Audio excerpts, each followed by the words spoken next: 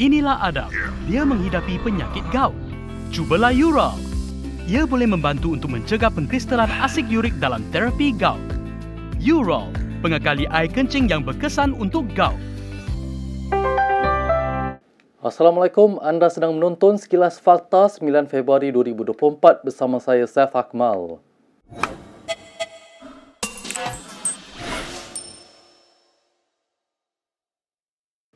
Anak-anak bekas Perdana Menteri Dr. Mahathir Mohamad meminta SPRM bersabar sementara mereka mengumpul maklumat untuk tempoh 43 tahun.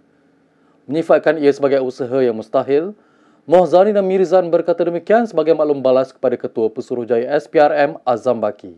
Azam Baki sebelum ini mendedahkan kedua-dua mereka masih belum menyerahkan pengisytiharan aset. Dalam satu kenyataan petang semalam, Mohzani dan Mirzan menegaskan bahawa SPRM telah memberi mereka 30 hari untuk mematuhi permintaan itu.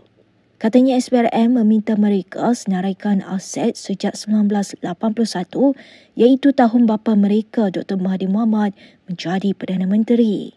Kedua-dua adik-beradik itu berkata untuk mengelakkan sebarang salah nyata atau prasangka adalah wajar bagi semua pihak untuk cermat ketika mengulas kes ini.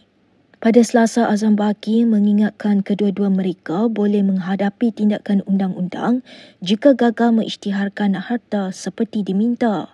Dia berkata notis di bawah Seksyen 36 Akta SPRM telah dihantar kepada mereka tetapi tiada maklum balas diterima.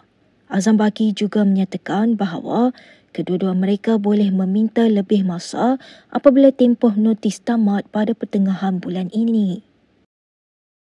Peguam mewakili Daim Zainuddin menganggap kenyataan dibuat pegawai tertinggi SPRM mengenai bekas Menteri Kewangan terbabit sebagai tidak wajar. Menurut Rajesh Nagarajan, kenyataan Azam Baki baru-baru ini juga sangat memudaratkan. Katanya ia memudaratkan hak perlembagaan Daim untuk mendapat perbicaraan yang adil kerana kes mahkamahnya masih berjalan. Semalam Malaysia Kini melaporkan Azam mengakui agensi antirasuah itu masih menjalankan siasatan ke atas Daim dan menerima maklumat baru berkaitan aset dimilikinya. Katanya SPRM mengesyaki Daim mungkin memiliki lebih banyak harta yang belum diisytiharkan kepada pihak berkuasa dan mungkin memanggil dia sekali lagi bagi membantu siasatan. Rajesh berkata kenyataan dibuat Azam seolah-olah membayangkan Daim sudah terbukti melakukan kesalahan yang berkaitan dengan pertuduhan gagal mendedahkan aset yang didakwa. Minggu lalu Daim didakwa di Mahkamah Session Kuala Lumpur kerana gagal mematuhi notis SPRM untuk mendedahkan asetnya. Ia merangkumi 38 firma, 25 keping tanah dan hartanah, 7 kenderaan mewah dan 2 akaun dana pelaburan. Bagaimanapun Daim mengaku tidak bersalah. Selain itu, SPRM berkata mereka juga meneruskan siasatan lain terhadap hartawan terbabit atas dakwaan rasuah dan pengubahan wang haram. Berita seterusnya, Peguam Nik Elin Zurina Nik Abdul Rashid bersama anaknya Tengku Yasmin Natasha dari Kelantan hari ini berjaya dalam permohonan mereka. Ia bagi mendapatkan pembatalan daripada Mahkamah Tertinggi Negara terhadap 16 peruntukan enakmen kesalahan jenayah negeri terbabit. Panel 9 Hakim Mahkamah Persekutuan yang dipengerusikan Ketua Hakim Negara Tengku Maimun Tuan Mat dalam keputusan majoriti 8-1 membenarkan petisyen Nik Elin dan anaknya. Keputusan berkenaan menyaksikan Hakim Besar Sabah dan Sarawak Abdul Rahman Saibli membuat keputusan berbeza. Tengku Maimun dalam penghakiman panel berkata Mahkamah membenarkan petisyen itu kerana Tun membuat undang-undang yang ia tidak mempunyai kuasa untuk membuatnya. Nik Elin mencabar perlembagaan 18 peruntukan dalam enakmen Kanun Jenayah Syariah dalam kurungan 1 Kelantan 2019. Bagaimanapun Mahkamah Tertinggi hanya membenarkan 16 daripada 18 peruntukan yang dimohon mereka.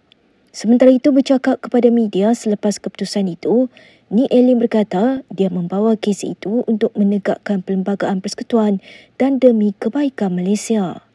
Tiada apa-apa kena-mengena dengan doktrin Islam. Itu pun mahkamah telah memutuskan. Okey, ia hanya mengenai kompetensi DUN, the State Legislative Assembly sahaja. Jadi saya buat ni bukan untuk diri saya ya. Saya buat ni untuk semua sebenarnya, dan alhamdulillah lah setelah dikutuk, dikeji, dilaknat semua tu, alhamdulillah. So alhamdulillah, saya bersyukur banyak-banyak. Terima kasih. PAS menganggap hari ini sebagai Jumaat yang hitam selepas 16 peruntukan enakmen jenayah syariah Kelantan sah terbatal. Setiausaha Agung PAS Taqiyuddin Hassan juga berkata keputusan 8-1 di Mahkamah Persekutuan di Putrajaya hari ini mengancam enakmen jenayah syariah lain. Sekarang ni musim diskaun. Musim diskaun. Jadi dia bagi juga diskaun 2. Tapi 16 section ni sudah cukup besar kepada satu undang-undang. Jadi cuba bayangkan Mahkamah Syariah Kelantan nak dengar undang-undang mana ni?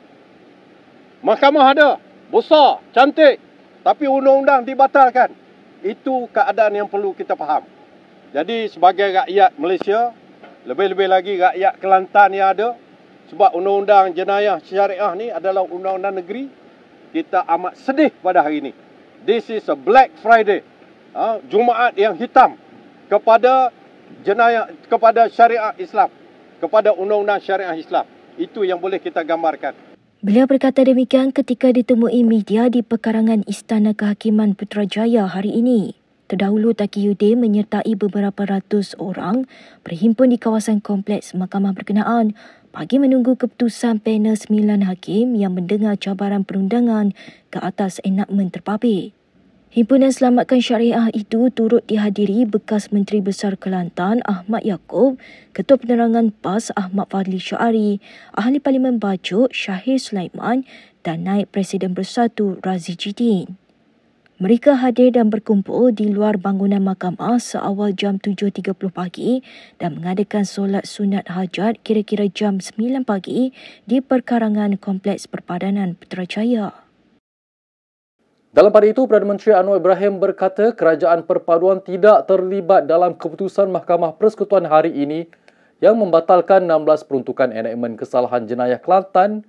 Beliau berkata ia diputuskan oleh Mahkamah Persekutuan berdasarkan kuasa yang ada di bawah Perlembagaan Persekutuan. Dia tak ada kena-mengena dengan syariah. Dia tentang kuasa negeri. Katalah Dewan Undangan Negeri bulan depan, Ketua Menteri buat beberapa undang-undang baru yang bercanggah dengan kuasa negeri dan kuasa perlembagaan persekutuan. Maka boleh dirujuk dan Mahkamah Persekutuan akan dapati sekiranya bercanggah akan membatalkan. Apakah tidak diketahui oleh pemimpin-pemimpin parti pembangkang? Dia tahu. Tapi nak gunakan sentimen supaya orang Islam merasakan kerajaan pimpinan Anwar ini memang menentang syariah. Padahal tidak kena mengena dengan kita. Anwar berkata demikian ketika berucap pada majlis perjumpaan bersama Penjawat Awam Negeri Melaka yang turut dihadiri Ketua Menteri Abdul Rauf Yusof di Pusat Dagangan Antarabangsa Melaka MITC Air Keruh di Melaka hari ini. Lebih bahaya seperti mana yang berlaku hari ini, buat perhimpunan di depan Mahkamah Persekutuan, seolah-olah kerajaan hari ini yang menentang syariah Islam. Yang berlaku tahun 2020-2021. Yang memutuskan tu Mahkamah Persekutuan berdasarkan undang-undang. Yang mengkaji untuk pindah undang-undang ini sekarang, kerajaan sekarang. Tidak dibuat dulu oleh Kerajaan Perikatan Nasional. Kes Nik Elin yang mencabar enakmen syariah Kelantan tiada kena-mengena dengan kedudukan Islam atau Mahkamah Syariah di negara ini. Demikian kata Ketua Hakim Negara Tengku Maimun Tuan Mat yang mengetuai panel 9 anggota Mahkamah Persekutuan hari ini. Tengku Maimun ketika membacakan penghakiman dalam kes itu berkata, isu yang perlu diputuskan ialah sama ada Badan Perundangan Negeri Kelantan membuat peruntukan terbabit mengikut batasan ditentukan oleh Perlembagaan Persekutuan atau sebaliknya. Menerusi keputusan majoriti 8-1, Tengku Maimun berkata, Mahkamah Persekutuan memutuskan bahawa 16 kesalahan di bawah enakmen itu adalah batal dan tidak sah. Katanya pihak yang mencabar dan Mahkamah Sivil tidak boleh dikatakan menentang Allah kerana undang-undang yang dicabar bukanlah sesuatu yang ditentukan atau ditetapkan oleh Allah, sebaliknya oleh Badan Perundangan Negeri. Tengku Maimun menegaskan tidak timbul soal Mahkamah Sivil tidak mempertahankan kedudukan agama Islam atau tidak memperkasakan Mahkamah Syariah. Kita ke perkembangan berikutnya. Ahli Majlis Kerja Tertinggi UMNO Muhammad Puan Zarkashim meluahkan rasa tidak senang dengan penjelasan Menteri Ekonomi Rafizi Ramli ia berkaitan kejatuhan harga ringgit berbanding dolar Amerika Syarikat. Dalam satu hantaran di Facebook, Puan berkata Rafizi hanya mencari salah dan menjajah cerita basi dengan mengaitkannya dengan skandal 1MDB ketika era Najib Razak sebagai Perdana Menteri. Sedangkan katanya ringgit mengukuh semula pada 2017 sehingga pilihan raya umum 2018. Mengulas kenyataan Rafizi dalam program Bual Bicara yang bakar menteri, Puan sempat menyindir timbalan Presiden PKR itu. Katanya menteri itu akan terbakar sendiri jika terus temberang rakyat.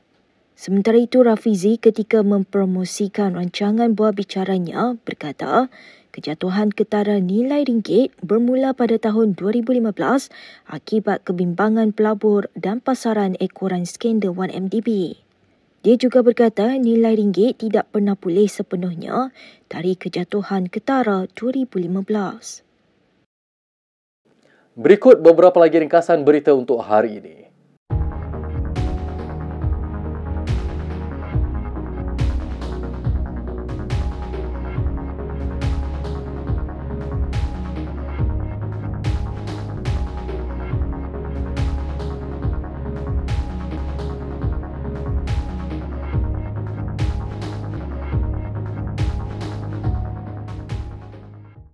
Sekian sahaja daripada saya, Saif Akmal, untuk sekilas fakta. Untuk lebih banyak berita, anda boleh melayari kinitv.com. Anda juga boleh mengikuti kami di Instagram, Twitter, YouTube dan Facebook. Di kesempatan ini, Kini TV ingin mengucapkan selamat Tahun Baru Cina kepada anda yang menyambutnya. Tidak lupa kepada yang pulang ke kampung, berhati-hati memadu di jalan raya. Salam hormat dan jumpa lagi.